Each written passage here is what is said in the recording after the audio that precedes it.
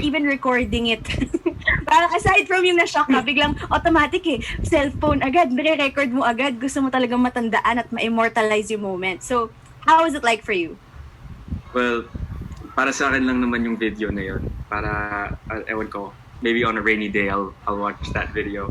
But for me, I think it's just like, I mean, I'm a very honest person, and it's like the whole LGBTQ community and their stories. It's always been so controversial. It's always been sensationalized, not in the most positive way here in the Philippines. So to finally have a BL movie, an LGBTQ movie here that's mainstream, being supported by our bosses, being praised by many of the fans and supporters. It just goes to show how much times have changed, and so I think it's just so nice to get that type of validation from Inang and Direk Loren. So it's nice. It's nice, and thank you, Direk, thank you, Inang. Really appreciate it. And for me personally, aside from growing as an actor, I really just want to make my station and my bosses proud. So it's really nice to hear that kind of validation. Exactly. Yun yung sabihin ko, no? Grabe yung validation na nakuha. Aside from yung response talaga ng fans, and kita nga natin yung record-breaking na mga achievements. Tapos eto pa, from the bosses. So talagang kompleto na yung hinihintay ng lahat. Okay, ikutin natin yung buong cast. Ihuli natin si JC naman. Okay, next up, let's have Miguel. Miguel Almendras. Okay, go Migs. Syempre po nakakataba ng puso kasi kahit paano po talaga pinagkatiwalaan at sinuportahan po nila itong proyektong tumula sa series pa lang na via Zoom. At syempre malaking bagay yung makuha yung tiwala at suporta ng mga big boss na to. So nakakataba po talaga siya ng puso. Yun po. And Jillian? Ayun po, syempre sobrang saya, sobrang yun nga, full yung heart ko kasi harsh po kasi talaga ako sa sarili ko. Like, lagi ko po napupuna yung mga pagkukulang ko, yung mga mali, ganyan.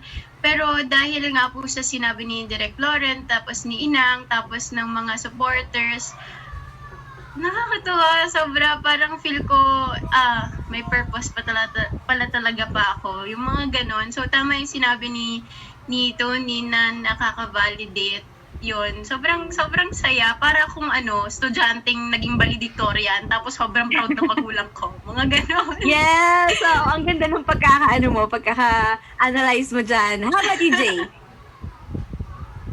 Yun, overall, I'm just really, really thankful na na-adopt ako kasi since from the web series nga na tapos bigla pinagkatiwala na sobrang gandang series, and somehow I was chosen to be a part of the movie naman. So I'm just really, really grateful, especially sa mga bosses.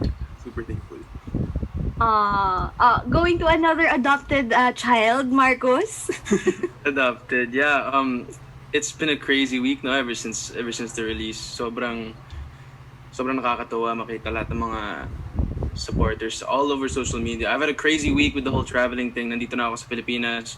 But regardless of how crazy and how busy I've been, every time I open my phone, there's been craziness about Hello Stranger. So sobrang nakakatawa, and seeing those videos from Direk Loren and Inang, it's cold in this room, but I feel warm with love right now. Sobrang this project is going places, and it's all down to everybody that is behind the camera, is in front of the camera. And grabe guys, congrats sa inyo, congrats sa atin, at salamat sa pag-adopt sa Hello Stranger family. Well, you're very much welcome, Marcus. And may just say, ang cute-cute nung headphones mo. Okay, now let's hear from JC. Ayun, ate. Sobrang nakakataba po ng puso kasi before nung nag-start ako sa showbiz, si Direk Loren at RSP po yung kumuha sa akin. Kaya po nakapunta ako dito sa showbiz. Kaya sobrang laki ng pasasalamat ko kay Direk Loren and kay RSP na ito na ako na nagiging ano tawag doon? Hindi ko ma-explain.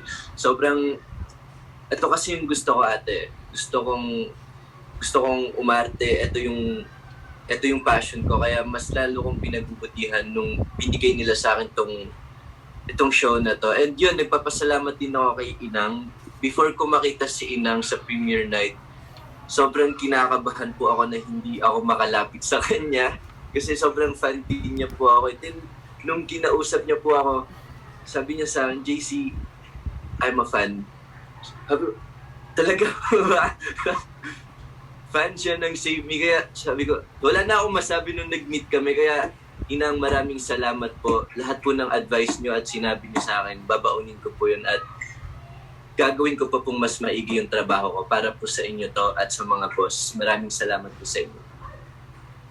Oh, grabe. Heartfelt din naman ang messages ninyo. Now, later, I hope we can also hear from our dear director, Dwayne Baltazar, who did a fantastic job. But for now, let's open the floor for some questions from our friends from the media. Unahin na natin from TV Patrol. We have Danielle Krishnan.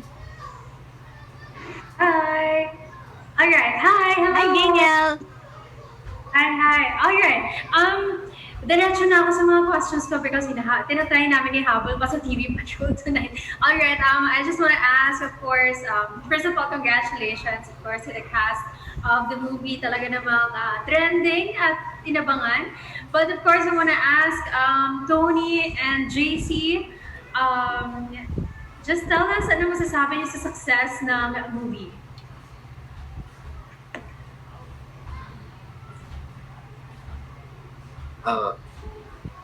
Sobrang grateful po namin, sobrang saya po namin na lahat ng pinaghirapan namin sa movie and series, sobrang nakakatuwa na mabasa yung mga good comments nila, yung mga feedback nila sa amin.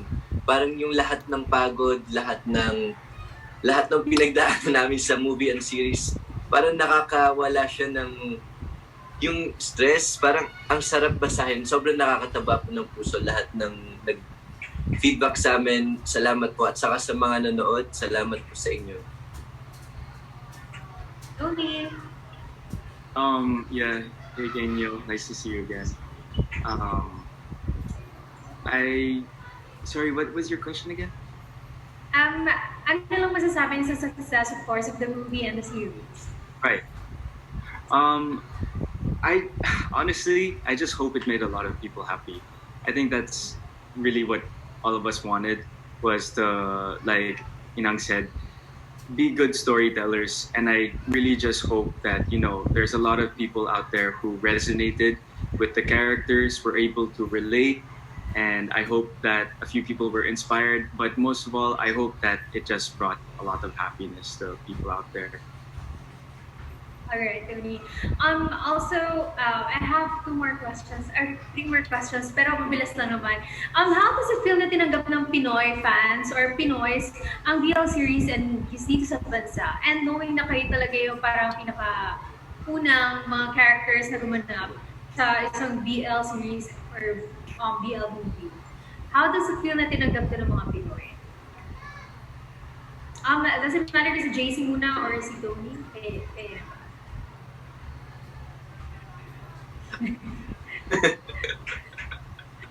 Siyempre po, sobrang nakakatuwa. Sobrang saya din. Kasi dati, bago ako pumasok sa BL series na to, I mean, nung kakasalang pa lang namin, kinakabahan na kami dalawa nito. Baka hindi maganda yung pagtanggap sa amin. Baka marami kaming basher. Or dahil alam naman natin na dito sa Pilipinas, hindi pa open yung ganito. At sobrang saya namin na nung nilabas na yung series namin to movie, sobrang saya namin, sobrang grateful namin dalawa na eto na tinatanggap na ng buong mundo at Pilipinas tong BL series. At masaya ako na meron tayong mga platform na ganito like BL series na maging open na yung lahat ng tao dito sa Pilipinas at tanggapin na yung mga LGBTQI plus community na walang discrimination, respect, and love. Yun, kaya sobrang saya ko rin na naging part ako ng BL actor. Kaya yun, mas yun, ang dami yung sinabi. Si Tony. I think it's really encouraging because, um, how do I say this? It just shows this is a really good example of how times and people are changing. I think this is a great example of how, Filipinos are just becoming so much more open-minded, so much more accepting. I mean, matagal naman talagang meron ng mga ganitong kwento ng LGBT community. Pero ngayon, finally, tinatanggap na natin ng buong puso. And not just that, but we're actually uplifting these stories and celebrating these people, these communities, these minorities, because so it's really nice. I think that it's a really great example of how times and people are changing for the better. All right. Moving forward, I have this one is the second to the last question. There has been talks that there will be a reopening of movie houses, movie places here in the Philippines. Mga cinemas, they're gonna reopen it. Are you guys excited for it? Kasi possible na pwede kayo palabas din sa movie house itong pelikula nyo if ever. So like basically, I just want to ask, what are your thoughts about this? Siyempre po, sobrang excited. Sobrang, kung malalabas mo ito sa movie. Kasi sobrang, pag may mga bagong movie, nanonood talaga ako. Nandun yung iiyak ako, nandun yung sisigaw ako. Kasi sobrang fan talaga ako pag gusto mo yung movie, tapos papanoodin mo sa malaking screen, sobrang saya doon, lalo na pag sa amin yung in-air, siguro, tapos nandun kami sa gilid, tapos habang pinapanood nila, parang nakakataba ng puso yung marinig yung sigawan nila, yung kilig nila, yung iyakan nila. Sana, maging okay na lahat. Tsaka first lead ko to, sana may air din to. Kita ko yung kilig mo, JC. Tony. For me naman, if ever, kasi I can honestly tell you that I have no idea if Hello Stranger will be released in cinemas. However, I have heard, narinig ko naman yon na baka nga magbukas na yung mga cinema. Siguro kung mangyayari yon, magpapa-block screening ako, tapos ako lang manonood. Gusto ko kasi ma-experience yung papanoorin ko yung Hello Stranger sa movie eh. But hopefully, iba talaga yung feeling pag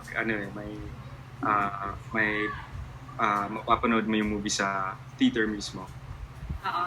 Sa big screen talaga. No, this will be my last question. So sorry, last question ko.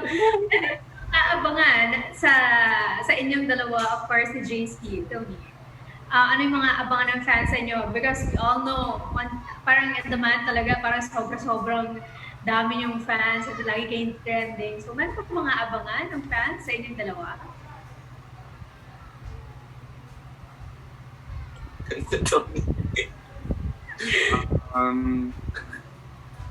Well, for now, I don't think parang hindi din naman kami makakasagot niyan, Daniel, kasi hindi din naman namin alam yung plans. But, I think with the success of Hello Stranger, I don't think it's goodbye naman. Siguro it's just... do something like this again? Wait, sorry. If we'll do something like this again? Yeah, but do you want to do something like this again? With JC, of course. And the other guys. Yeah, of course. Why is Marcus laughing? I can see Marcus. Yun nga eh. Yeah, JC, future projects together with Tony, hindi pa kayo makasagot niyan? Or you wanna do something like this? Pero kung mabibigyan pa po kami ulit, sana ibang genre naman. Ibang, hindi na yung character ni Miko at ni Xavier. Para mas ma-explore namin lahat. Yes, ganun. Pero BL pa rin? BL, yes. Pwede magtatay. Ganun, magtatay. Alright, thank you so much. Thank you for taking our interview for TV Patrol. Thank you, TCA. Alright. Thank you also, the beautiful Gainiel Krishnan. Of course, you're always welcome. Thank you for helping us spread the word about the successes of Hello Stranger. Kaya nga tayo nandito to thank each and every one of you. And of course, that includes our friends from the media. Thank you so much. Now, before we